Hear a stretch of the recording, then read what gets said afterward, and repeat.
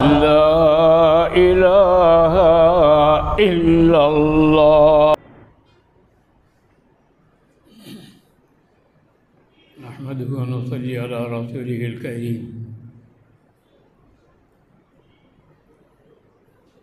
அளவற்ற அருளாளனும் நிகரற்ற அன்புடையனுமாகிய அல்லாஹ்வின் திருநாமத்தால் எனது வார்த்தைகளை தொடங்குகிறேன். அன்புக்குரிய அல்லாஹ்வின் நல்லடியார்களே, அல்லாஹ்வை பயந்து அவன் இட்ட கட்டளைகளை சிரமேற்றாக்கி வழிபடுவதன் மூலமும் அவன் விலக்கியுள்ள தீயவற்றை தவிர்த்து கொள்வதன் மூலமும் நமது வாழ்வை நாம் தூய்மையாக்கிக் கொள்வோமாக. புனிதமான இந்த ஜும்மா நாளின் பொருட்டால் அல்லாஹ் தஆலா நம்முடைய பாவங்களை எல்லாம் மன்னித்து நம்முடைய நியாயபூர்வமான கோரிக்கைகளை எல்லாம் ஏற்று நோயற்ற வாழ்வையும் குறைவற்ற செல்வத்தையும் தந்து அருள்பாலிப்பானாக. அன்புக்குரிய முஸ்லிம் சகோதரர்களே, இஸ்லாமிய புத்தாண்டின் முதல் மாதமான முஹர்ரம் மாதம் இப்பொழுது நம்மிடையே பிறந்திருக்கிறது.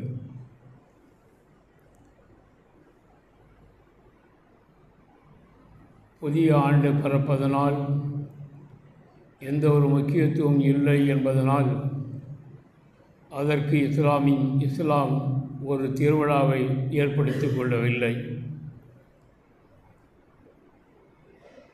இந்த உலகத்தில் ஒரு நிகழ்ச்சி, எத்தனையோ நிகழ்ச்சிகள், வரலாற்று நிகழ்ச்சிகள் கால பரிமூற்றத்தில் மறைந்து போய்விடுகிறது. எத்தனையோ சம்பவங்கள் தன்னுடைய முக்கியத்துவத்தை இழந்து காலப்போக்கில் மறைந்து போய்விடுகிறது. ஆனால் ஒரே ஒரு நிகழ்ச்சி 14 நூற்றாண்டுகளாக மக்களுடைய மனதில் நீங்காத இடத்தை பெற்று அது ஆட்சி செலுத்தி கொண்டிருக்கிறது. வரலாற்றில் மிகப்பெரிய திருப்பத்தை ஏற்படுத்தி தந்த ஒரு நிகழ்ச்சி அதுதான் நபிகள் நாயகம் ஸல்லல்லாஹு அலைஹி வஸல்லம் அவர்கள் மக்கா நகரத்திலே இருந்து மதீனா நகரத்திற்கு புறப்பட்ட ஒரு நிகழ்ச்சியாகும். பொன்னுக்காகவும் பொருளுக்காகவும் பட்டம் பதவிகளை பெறுவதற்காகவும் புலன் இன்பங்கள் பெறுவதற்காகவும் பிறந்த நாட்டை விட்டு சென்றவர்கள் உண்டு. ஆனால் தாம் கொண்ட கொள்கைக்காக வேண்டி அந்த கொள்கையை மக்களுக்கு மத்தியில் பிரச்சாரம் செய்யக்கூடிய உரிமையை பெறுவதற்காக வேண்டி கொஞ்சம் கூட தன்னலம் கருதாது பிறர் நலம் பேணுகின்ற வகையில் பிறந்த நாட்டை விட்டு சென்றவர்கள் நபிகள் நாயகம் ஸல்லல்லாஹு அலைஹி வஸல்லம் அவர்கள். இன்றைய உலகத்தில் உலகளாவிய முறையில் நடமாடிக்கொண்டிருக்கிற மனிதர்களில் 4 ஒருவர் என்ற விகிதாச்சாரத்தின் அடிப்படையில் உலகில் முஸ்லிம்கள் வாழ்ந்து கொண்டிருக்கிறார்கள். சுமார் 200 கோடி பேர் உலகத்தில் முஸ்லிம்கள் வாழ்ந்து கொண்டிருக்கிறார்கள். ஐக்கிய நாடு சபையில் அங்கம் வகிக்கின்ற சுதந்திரம் பெற்ற நாடுகளில் சுமார் 49 நாடுகளுக்கும் மேலாக இஸ்லாமிய நாடுகள் இருக்கின்றன. இந்த அளவுக்கு இந்த உலகத்தில் முஸ்லிம்கள் பல்கி பெருகி வாழுவதற்கு யார் காரணம்? 14 நூற்றாண்டுகளுக்கு முன்னால் நபிகள் நாயகம் ஸல்லல்லாஹு அலைஹி வஸல்லம் அவர்களும் அவருடைய அருமை சஹாபா பெருமக்களும் செய்த அந்த தியாகம்தான் இதற்கு அடிப்படை காரணமாகும். 14 நூற்றாண்டுகளுக்கு முன்னால் இந்த இஸ்லாமிய பிரச்சாரத்தை பகிரங்கமாக எடுத்துச் செல்வதற்கு வழியில்லாமல் இருந்தது, இயலாமல் இருந்தது. தன்னை படைத்த இறைவனை வணங்குவதற்கு இயலாத நிலை இருந்தது. இஸ்லாத்தை தழுவிய ஒரே காரணத்தினால் பல வகையிலும் விமர்சிக்கப்பட்டார்கள், தொல்லை கொடுக்கப்பட்டார்கள், சித்திரவதை செய்யப்பட்டார்கள். நம்ம அடிக்கடி இங்கே கேள்விப்படுவது உண்டு. ஹஸரத் பிலால் ரலியல்லாஹு அன்ஹு அவர்கள் ஒருவருக்கு அடிமைப்பட்டிருந்தார்கள். அவர்கள் இஸ்லாத்தை ஏற்றுக்கொண்டார்கள் என்பதனால் அவர்கள் சித்திரவதை செய்யப்பட்டார்கள். கடுமையான சுடுமணலில் மல்லாத்தி படுக்க வைக்கப்பட்டு, நெஞ்சில் பாறங்களை தூக்கி வைக்கப்பட்டு, அங்குமிங்கும் அசைந்து விடாதவாறு அவர்கள் சித்திரவதை செய்யப்பட்டார்கள். காலிலே கயிற்றை கட்டி சிறுவர்களுடைய கையிலே கொடுத்து தெரு தெருவாக இழுத்து செல்லப்பட்டார்கள். மேனியெல்லாம் உராய்ந்து இரத்தம் சொட்டும். அந்த நேரத்திலேயும் கூட பிலால் ரலியல்லாஹு அவர்கள் அஹதா முஹம்மதா, அஹதா முஹம்மதா என்று தான் சொல்லுவார்கள். அல்லாஹ் ஒருவன், நபிகள் நாயகம் ஸல்லல்லாஹு அலைஹி வஸல்லம் அவர்கள் அல்லாஹ்வுடைய திருத்தூதர் என்றுதான் அவர்கள் முழங்கிக் கொண்டிருந்தார்கள். ஒரு நாள் அன்று அந்த வழியே அபூபக்கர் சித்திக் ரலியல்லாஹு அவர்கள் வந்தார்கள். இவர் கடுமையாக வேதனை செய்யப்பட்டு கொண்டிருப்பதை பார்த்த அவர்கள், பிலால், நீங்கள் இனி அந்த வார்த்தையை சொல்லாதீர்கள். அஹதா முஹம்மதா என்று சொல்லுவதனால் தானே இந்த வேதனை செய்யப்படுகிறீர்கள். இனிமேல் அந்த வார்த்தையை நீங்கள் சொல்லாதீர்கள் என்று அபூபக்கர் சித்திக் அவர்கள் சொல்லிக் கொடுத்தார்கள். பிலால் ரலியல்லாஹு அவர்கள் சரி என்று ஏற்றுக்கொண்டார்கள். மறுநாள் அந்த வழியை வருகிற போது அதேபோன்று பிலால் அவர்கள் வேதனை செய்யப்படுகிறார்கள். அதற்கு மத்தியிலேயும் அஹதா முஹம்மதா என்று தான் சொல்லி கொண்டும் இருக்கிறார்கள். அபூபக்கர் சித்திக் ரலியல்லாஹு அவர்கள் சொன்னார்கள், பிலால், அதை நீங்கள் சொல்லாமல் இருக்க முடியாதா என்று கேட்டார்கள். என்னால் முடியவில்லை என்று சொன்னார்கள் பிலால் ரலியல்லாஹு அவர்கள். ஹப்பாப் பின் அரத் ரலியல்லாஹு அன்ஹு ஒரு சஹாபி, சற்று தூரம் அவர்கள் சென்று கொண்டிருக்கிற போது அமீருல் முஃமினீன் உமருல் ஃபாரூக் ரலியல்லாஹு அவர்கள் அதை பார்த்தார்கள். அவர்களை பார்த்து இங்கே கூப்பிட்டார்கள். ஹப்பாப் பின் அரத் ரலியல்லாஹு அவர்கள் வந்தார்கள். அப்பொழுது அமீருல் முஃமினீன் உமருல் ஃபாரூக் அவர்கள் கேட்டார்கள், ஹப்பாப் அவர்களே, உங்களுடைய பித்தட்டு இருப்பு பகுதி மற்றவர்களைப் போன்று இல்லையே, சதைப்பிடிப்பு இல்லாமல் இருக்கிறதே, என்ன காரணம் என்று கேட்டார்கள். ஹப்பாப் பின் அரத் ரலியல்லாஹு அவர்கள் சொன்னார்கள், நெருப்பு கங்கை படத்தி வைக்கப்பட்டு அதில் மல்லாக்க நான் படுக்க வைக்கப்பட்டேன். அந்த என்னுடைய ஆசனத்திலே இருந்து வடிந்த இரத்தங்களாலும் சலங்களாலும் அந்த நெருப்பு கங்குகள் அணைந்தன என்று அவர்கள் சொன்னார்கள். இப்படிப்பட்ட சித்திரவதைகளின் காரணமாகத்தான் என்னுடைய பித்தட்டுடைய சதைப்பிடிப்பெல்லாம் போய் சதைப்பிடிப்பு இல்லாமல் இருக்கிறது என்று அவர்கள் சொன்னார்கள். சுமையா ரலியல்லாஹு அவர்களை பற்றி நீங்கள் கேள்விப்பட்டிருப்பீர்கள். ஒரு பெண்மணி, முதிய வயதை அடைந்த பெண்மணி, இஸ்லாத்தை ஏற்றுக்கொண்ட ஒரே காரணத்திற்காக அபூஜஹல் என்னும் அந்த காதகன், அந்த முதியவர் சுமையா ரலியல்லாஹு அவர்களுடைய மர்மஸ்தானத்தில் அம்பை எய்து கொன்றான் அந்த சண்டாளன்.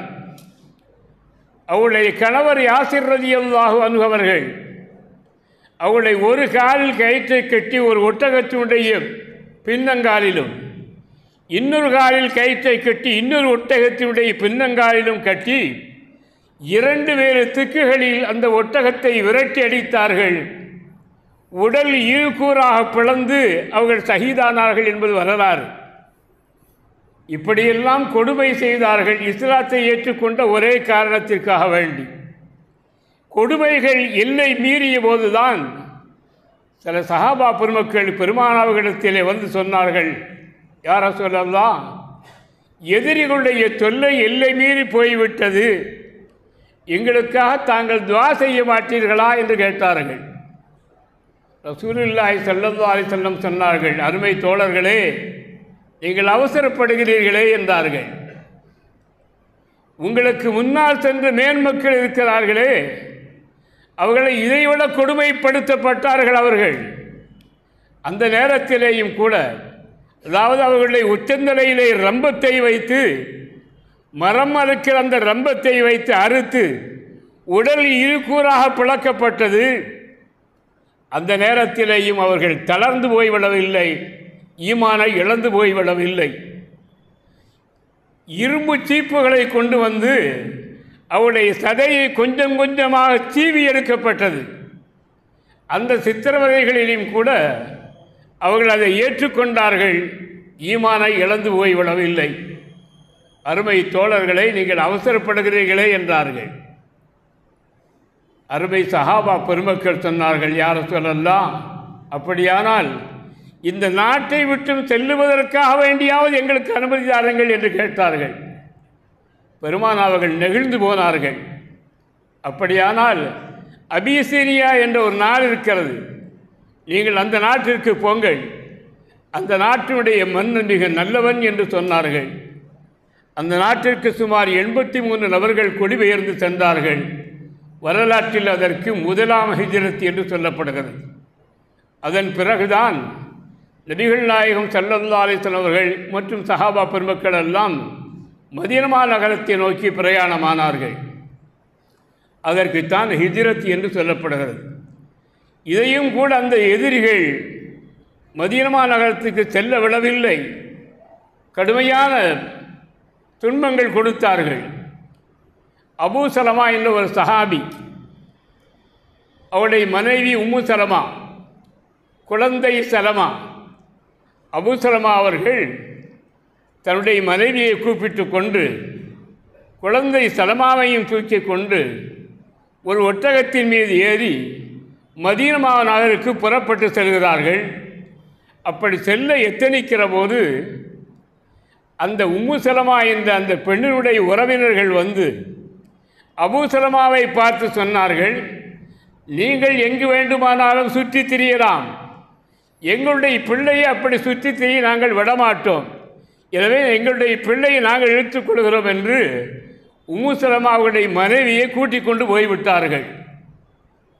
இதை தெரிந்த அபூ சலமாவின் உறவினர்கள் இருக்கிறார்களே, அந்த கணவனுடைய உறவினர்கள், அவர்கள் வந்து இந்த பெண் வீட்டார் எடுத்து சென்ற அந்த பெண் வீட்டாரை பார்த்து சொன்னார்கள், உங்களுடைய பிள்ளையை அழைத்து செல்வதற்கு உங்களுக்கு உரிமை இருக்கிறது என்று சொன்னால் குழந்தை சலமா எங்களுக்கு உரியது, அந்த குழந்தையை உங்களிடத்திலே ஒப்படைக்க மாட்டோம், எங்களிடத்திலே தாருங்கள் என்று அந்த குழந்தையை வாங்கி கொண்டு இவர்கள் சென்று விட்டார்கள். அபூ சலமா ஒரு பக்கம், உம்மு சலமா இன்னொரு பக்கம், குழந்தை சலமா வேறொரு பக்கம். குழந்தை ஒரு பக்கத்தில், தாய் ஒரு பக்கத்தில், தந்தை ஒரு பக்கத்தில், இப்படியெல்லாம் பிரித்து வைத்து அநியாயம் செய்தார்கள் அந்த எதிரிகள். இப்படி எல்லை மீறி அவர்கள் முஸ்லிம்களுக்கு தொல்லை கொடுத்தார்கள். அந்த நேரத்திலே தான் முஸ்லிம்கள் இந்த நாட்டை விட்டு செல்லுவதற்காக வேண்டியாவது அனுமதி தாருங்கள் என்று கேட்டார்கள். சகோதரர்களே, உயர்ந்த லட்சியத்திற்காக வேண்டி உயிரை விடுவது தியாகம் என்று சொன்னார். உயர்ந்த லட்சியத்திற்காக வேண்டி உயிரை விடுவது தியாகம் என்று சொன்னால், உயர்ந்த லட்சியத்திற்காக வேண்டி உயிர் வாழுவது அதைவிட பெரிய தியாகமாகும். 13 ஆண்டு காலங்கள் மக்கா நகரத்தில் துன்பத்தை அனுபவித்துக் கொண்டு வாழ்ந்தவர்கள் சஹாபா பெருமக்கள். எனவே அந்த துன்பங்களை எல்லாம் தாங்கிக் கொண்டு வாழுவது என்பது சாமானியமான ஒன்றல்ல, அது மிகப்பெரிய தியாகம். அந்த தியாகத்தின் காரணமாகத்தான் இந்த உலகத்தில் முஸ்லிம்கள் இவ்வளவு பல்கி பெருகி நாம் வாழ்ந்து கொண்டிருக்கிறோம்.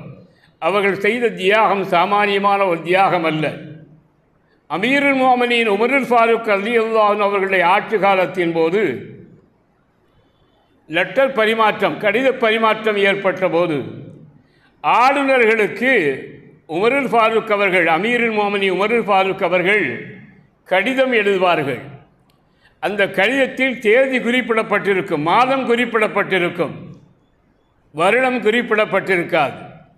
அப்பொழுது பல வருடங்களை இந்த மக்கள் போட்டுக்கொண்டிருந்தார்கள், பயன்படுத்தி கொண்டிருந்தார்கள்.